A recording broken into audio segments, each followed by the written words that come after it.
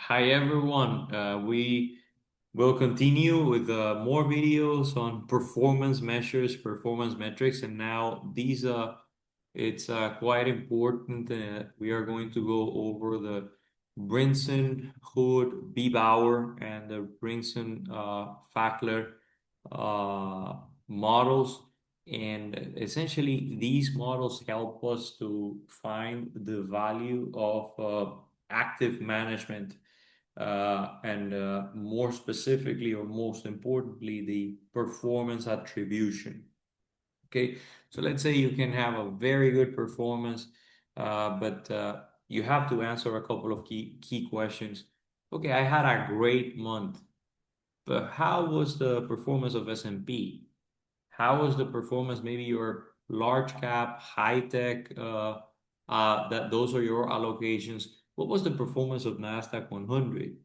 You see, so in order to evaluate whether your managers or whether yourself as a trader, as an active, if you're following an active management strategy, there are several, any of those, you would like to know if you did a good job, and the best way of doing that is to comparing yourself against a benchmark. If you got a 10% return, you may be celebrating, but if every other single index achieved 15% over that window because of some external events or news, then you didn't do as good as you could have.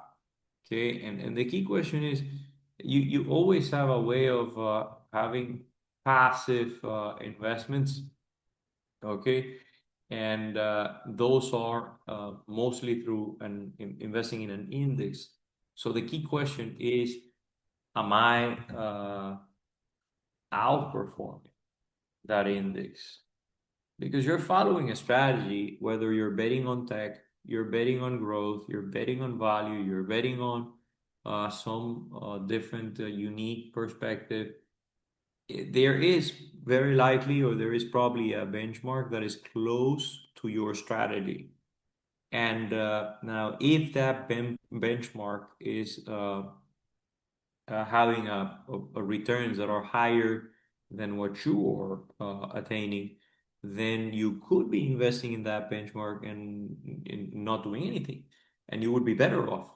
So if you're taking the time and the effort, and you're bearing the cost and the transaction cost and the cost to analyze the market and choose and optimize and find optimal allocations and then execute those trades, that only makes sense if you are beating an index, because if not, you could be passively investing in that index and instead of taking all that work.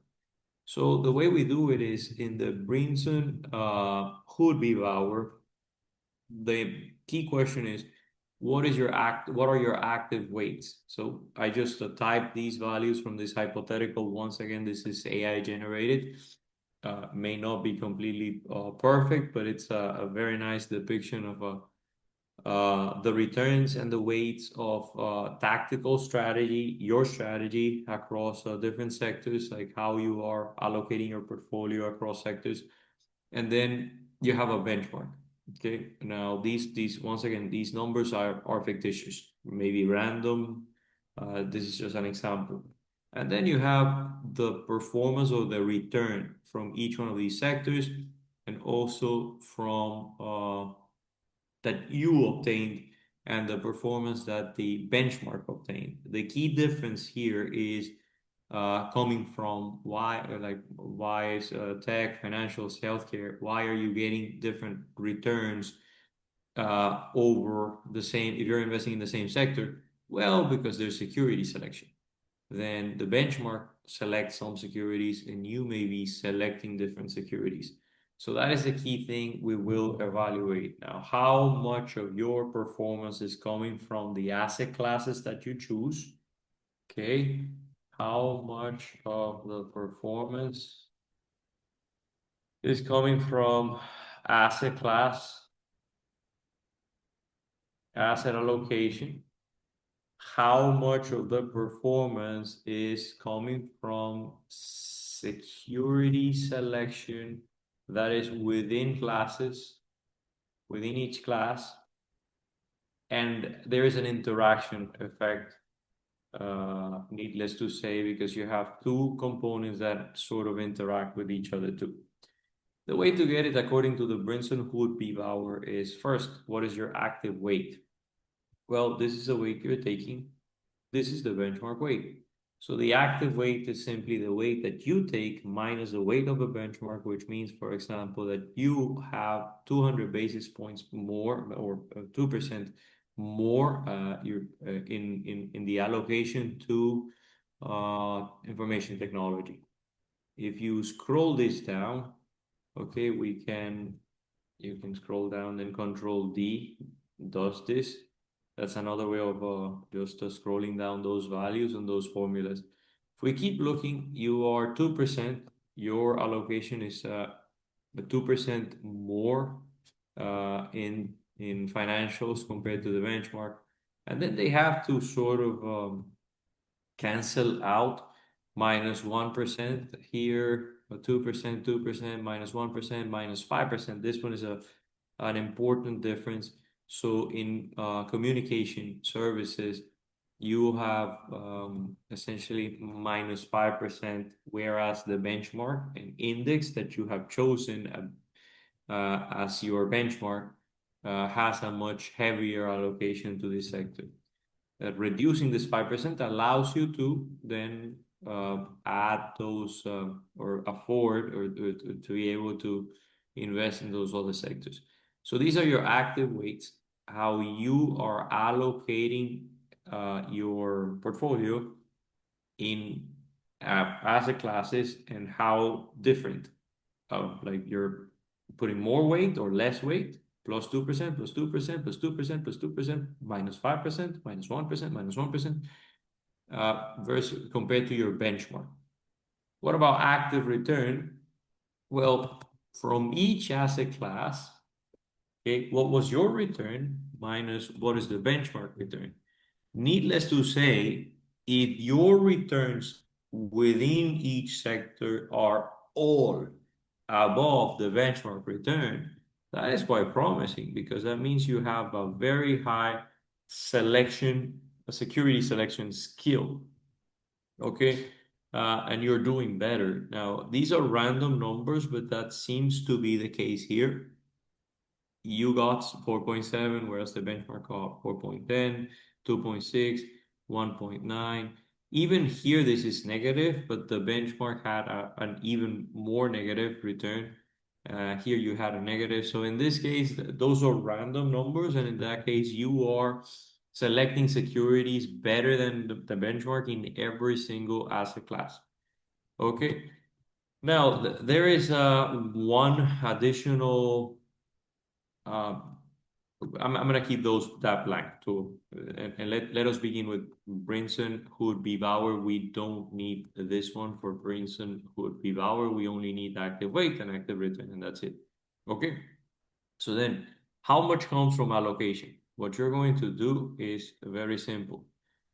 You're going to assume that, well, what would have been your performance if you had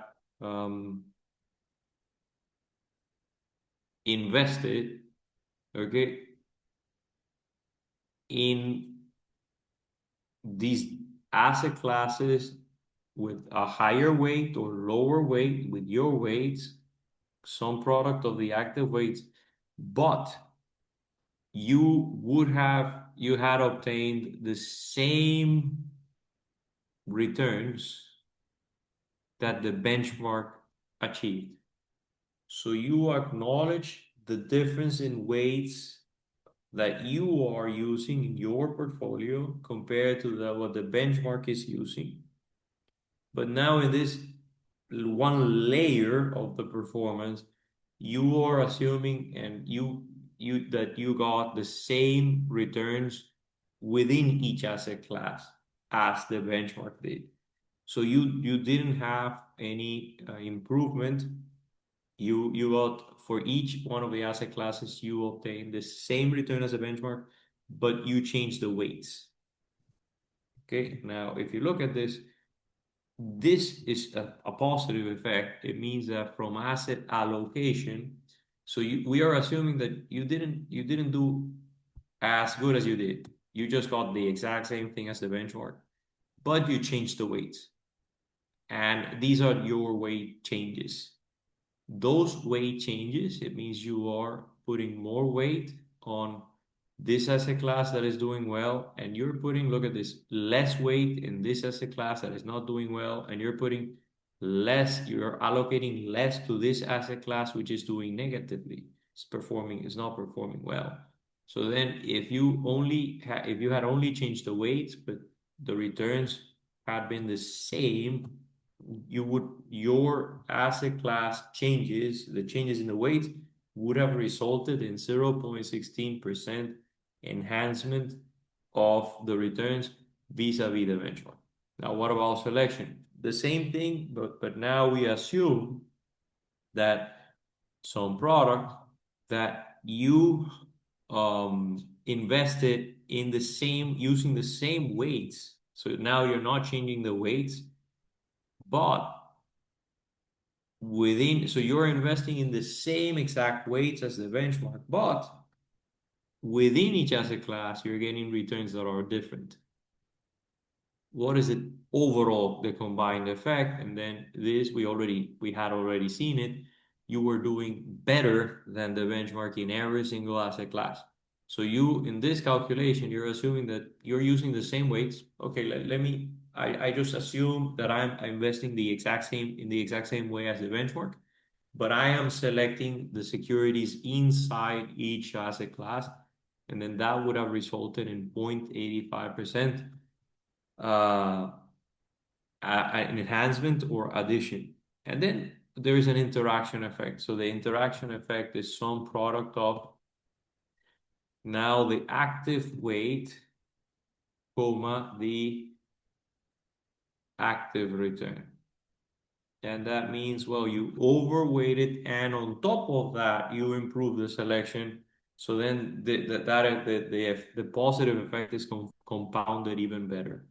And that the interaction effect, of course, it's improving beyond the allocation and selection effect because it's a combination of the two. It's like you allocated more to an asset class that did well, and inside you selected securities that did even better.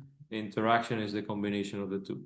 Finally, we just sum those up, and if we sum that up, you have 1.046%. And that, if we just take your total portfolio return and you subtract the benchmark total portfolio return, that is exactly, these two numbers are identical. The only difference is that in this decomposition, we are able to identify how exactly is it that you exceeded the benchmark. How much of that is coming from the asset classes you selected? How much of that is coming from within each class, the securities you selected? And then this is simply an interaction. Okay, it could be the case in this exercise, both these numbers are positive, but let's say it could be the case that allocation comes up negative, but selection comes up really positive. It means, well, this manager knows how to select securities inside a class, but it's not that good in selecting the weights or the strategy overall. It could be the opposite. It could be that the allocation is really positive. So this performance is explained by allocation. This is really positive, but then the selection inside each asset class is negative. Then this manager is not so good selecting, but it's really good choosing the classes. It's really good choosing the classes, but it's not really good selecting the individual securities, that selection. Okay. So that's essentially Brinson-Hood-Beebower.